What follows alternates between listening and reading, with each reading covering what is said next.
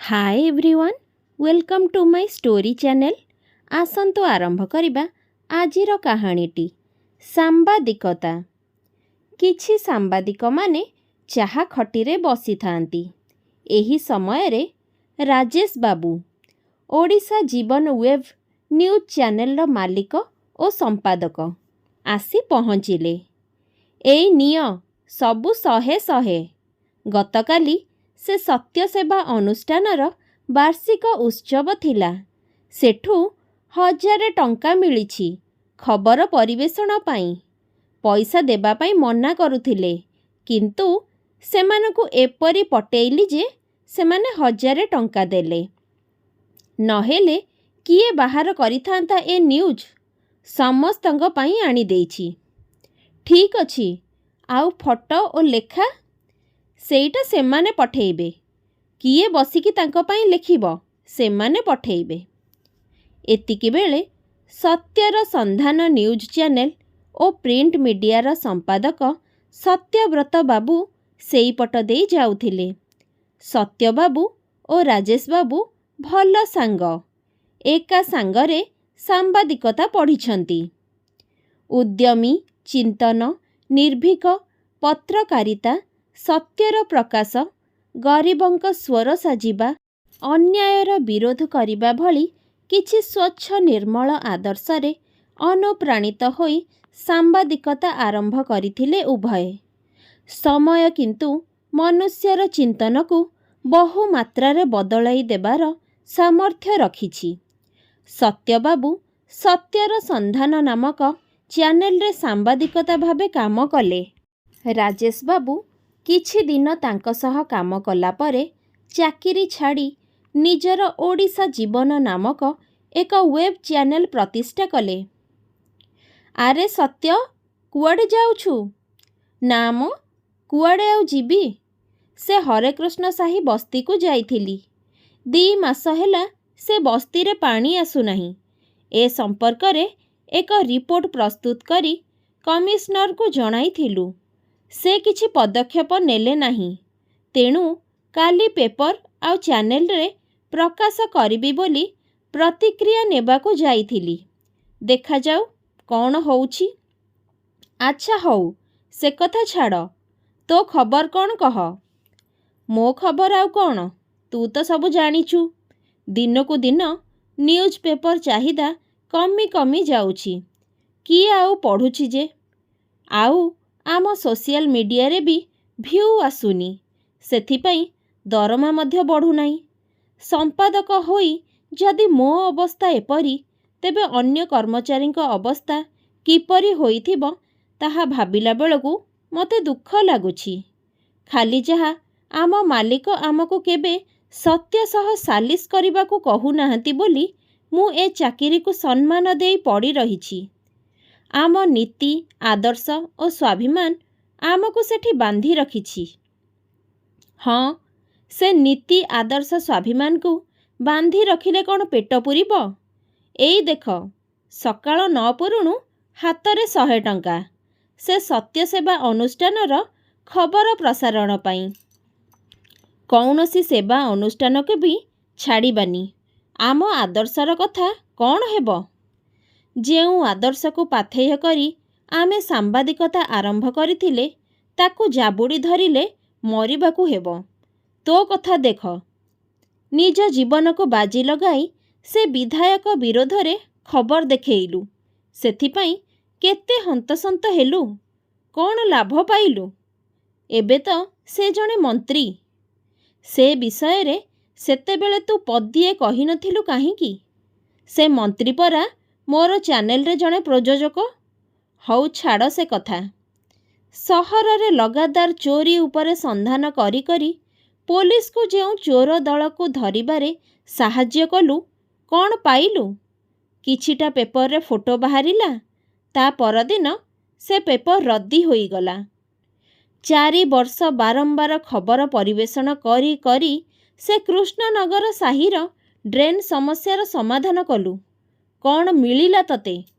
Are वर्ष तो बारंबार खबर परिवेषण आउ दृष्टि आकर्षण जोगु नारायणपुर परी उपांत ग्राम रे ସ୍କୁଲଟିଏ ହେଲା, କିନ୍ତୁ ତତେ କ'ଣ ମିଳିଲା?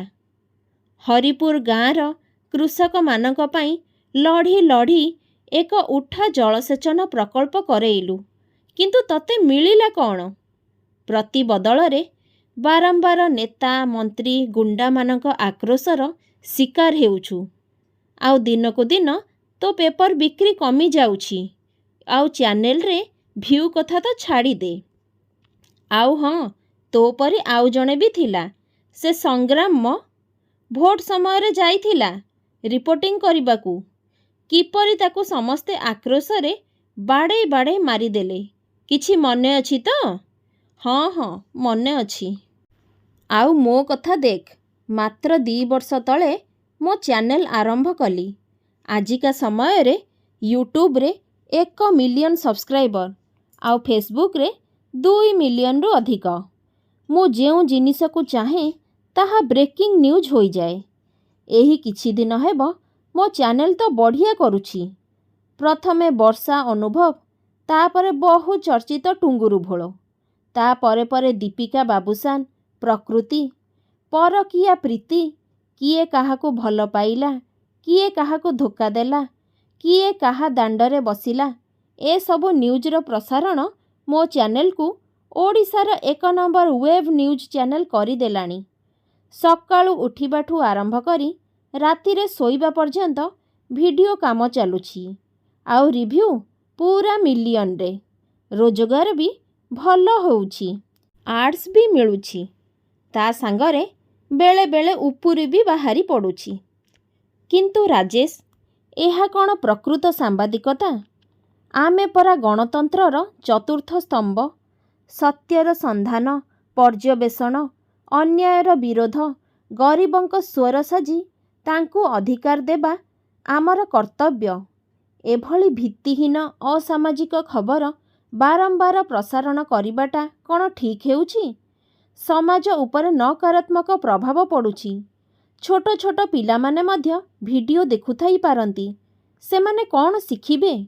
ମୁଁ ତ ପଢ଼ିଛି, ସେଇ ଭିଡ଼ିଓ ଗୁଡ଼ିକ ତଳେ ଅନେକ ଖରାପ କମେଣ୍ଟ ଆସେ। ଲୋକମାନେ ବିଭିନ୍ନ ଭାଷାରେ ଗାଳି କରନ୍ତି, ତଥାପି ତୁମେମାନେ ସୁଧୁରୁ ନାହଁ। ଜୋରରେ ହସି ହସି ରାଜେଶ ବାବୁ କହିଲେ, ସେଇଟା ହିଁ ତ ଅସଲ ଖେଳ। ଲୋକ ଯେତେ ଅଧିକ କମେଣ୍ଟ କରିବେ, ଭିଡ଼ିଓ ସେତେ ଅଧିକ ଲୋକଙ୍କ ପାଖରେ ପହଞ୍ଚିବ, ସେତେ ଭାଇରାଲ ହେବ। ତେଣୁ ସେମାନେ କରନ୍ତୁ, ସେଥିରେ ହିଁ ଆମର ଲାଭ। ତାପରେ କିଏ ବସି ସେସବୁ ପଢ଼ୁଛି ଯେ? ଆମକୁ ନମ୍ବର ଦରକାର। କେତେ ନମ୍ବରରେ ପହଞ୍ଚିଲା କମେଣ୍ଟ ଆଉ ରିଭ୍ୟୁ। ତା ବୋଲି କ'ଣ ଆମେ ସାମ୍ବାଦିକତାର ପ୍ରକୃତ ଅର୍ଥକୁ ଭୁଲିଯିବା? ନା, କାହିଁକି ଭୁଲିବା?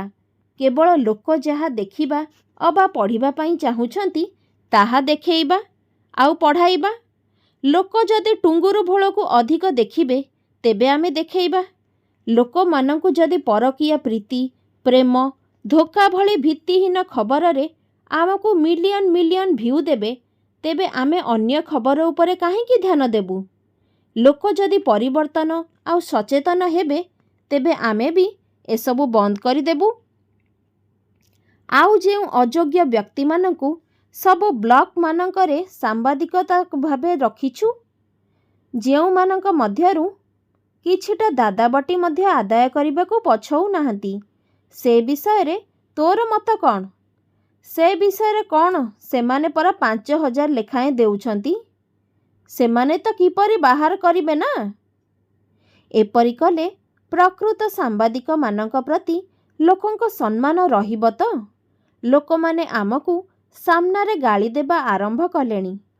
ସବୁବେଳେ ସୁଧୁରି ଯିବାକୁ ପଡ଼ିବ, ନହେଲେ ଗଣତନ୍ତ୍ରର ଯେଉଁ ଚତୁର୍ଥ ସ୍ତମ୍ଭଟା ଆମ କାନ୍ଧରେ ଲଦି ହୋଇ ରହିଛି, ସେଇଟା ଭାଙ୍ଗିଯିବ। ଆଉ ଗଣତନ୍ତ୍ର ଭୁଷୁଡ଼ି ପଡ଼ିବ ନାହିଁ ତ? ତୁ ଆଉ ତୋ ପରି କେତେଜଣ ମିଶିକି ଭିଡ଼ିକି ଧର ସେ ସ୍ତମ୍ଭଟାକୁ। ଆମକୁ ତ ଟଙ୍କା ଦରକାର। ହଉ ଯା, ମୋ ମୁଣ୍ଡ ଆଉ ଖରାପ କର ନାହିଁ। ଆରେ ରାମ, ତୁ ଆଉ ଆମ ପେପର ଆଣୁନାହୁଁ ଯେ? ବାବୁ, ଏବେ ଆଉ ପେପର କିଏ ପଢ଼ୁଛି ଯେ ମୁଁ ଆଣିବି? ଯେଉଁ ପେପର ଆଣିଲେ ତ ସେଥିରେ ଭିତ୍ତିହୀନ ଖବର ଆଉ ବିଜ୍ଞାପନ। ପେପର ଆଣିଲେ ଖାଲି ପକୁଡ଼ି ଦେବା ପାଇଁ ଆଣିବା କଥା, ଆଉ କିଛି ନାହିଁ। ସତ୍ୟବାବୁ ସାମ୍ବାଦିକତାର ମୂଲ୍ୟବୋଧ ଏବଂ ଭବିଷ୍ୟତ ଉପରେ ନିଜକୁ ପ୍ରଶ୍ନ କରି କରି ସେଠାରୁ ଚାଲିଗଲେ। କଥା ମୋର, ବିଚାର ଆପଣମାନଙ୍କର। ସାମ୍ପ୍ରତିକ ପରିସ୍ଥିତିରେ କିଛି ନିର୍ଦ୍ଦିଷ୍ଟ ଗଣମାଧ୍ୟମ ସାମ୍ବାଦିକତା ତାର ପ୍ରକୃତ ଅର୍ଥକୁ ଦଳି ଚକଟି ତଳିତଳାନ୍ତ କରିସାରିଲାଣି। ଅପଙ୍ଗ ହୋଇ ପଡ଼ି ରହିଥିବା ଏ ଅବସ୍ଥା କିପରି ସୁଧୁରିବ କେଜାଣି? ସତ୍ୟବାବୁଙ୍କ ପରି ଅନେକ ସାମ୍ବାଦିକମାନଙ୍କ ପାଇଁ ହିଁ ଗଣତନ୍ତ୍ରର ଚତୁର୍ଥ ସ୍ତମ୍ଭ ମୁଣ୍ଡ ଟେକି ଆଜି ପର୍ଯ୍ୟନ୍ତ ଛିଡ଼ା ହୋଇଛି। ନଚେତ୍ କେବେଠୁ ରାଜନୀତି, କୂଟନୀତି, ପ୍ରିୟାପ୍ରୀତି, ପୋଷଣ, ପରକୀୟା ପ୍ରୀତି, ଅଭାବ, ଅଯୋଗ୍ୟତା ଭଳି ବାଣରେ ଧ୍ୱଂସ ବିଧ୍ୱସ୍ତ ହୋଇସାରନ୍ତା। ସର୍ବଶେଷରେ କ'ଣ ସବୁ ଦୋଷ ସେଇ ସାମ୍ବାଦିକମାନଙ୍କର? ଆମେମାନେ କ'ଣ ସମ୍ପୂର୍ଣ୍ଣ ନିର୍ଦ୍ଦୋଷ? ସାମ୍ବାଦିକତାର ଏ ଅଧୋଗତିର କ'ଣ ଆମର କିଛି ବି ଅବଦାନ ନାହିଁ? ଏ ଅବସ୍ଥା କିପରି ସୁଧୁରିବ, ନିଜର ବହୁମୂଲ୍ୟ ମତାମତ ଦେଇ ଏ ଅଧମ ସହ ଆପଣଙ୍କ ବହୁମୂଲ୍ୟ ଜ୍ଞାନ ବାଣ୍ଟନ୍ତୁ। ପ୍ରତିଟି ସାମ୍ବାଦିକଙ୍କ ପାଇଁ ମୋ ମନରେ ଆନ୍ତରିକ ଶ୍ରଦ୍ଧା ଓ ସମ୍ମାନ ରହିଛି। ଯେଉଁ କେତେକ ନିର୍ଦ୍ଦିଷ୍ଟ ଗଣମାଧ୍ୟମ ସାମ୍ବାଦିକତାର ଅର୍ଥକୁ କଦର୍ଥ କରୁଛନ୍ତି, ସେମାନଙ୍କୁ ସଚେତନ କରିବା ଉଦ୍ଦେଶ୍ୟରେ ଲେଖାଟି। ସଚ୍ଚୋଟମାନେ ଦେହକୁ ନେବେ ନାହିଁ, ଆଉ ଅତି ସଚ୍ଚୋଟମାନେ ଦୟାକରି ଦେହକୁ ନେବେ। ଦର୍ଶକ ବନ୍ଧୁ, କାହାଣୀଟି ବାବଦରେ ଆପଣମାନଙ୍କର ବହୁମୂଲ୍ୟ ମତାମତ କମେଣ୍ଟ ବକ୍ସରେ ନିଶ୍ଚୟ ଜଣାଇବେ। ରହୁଛି, ନମସ୍କାର। ଜୟ ଜଗନ୍ନାଥ।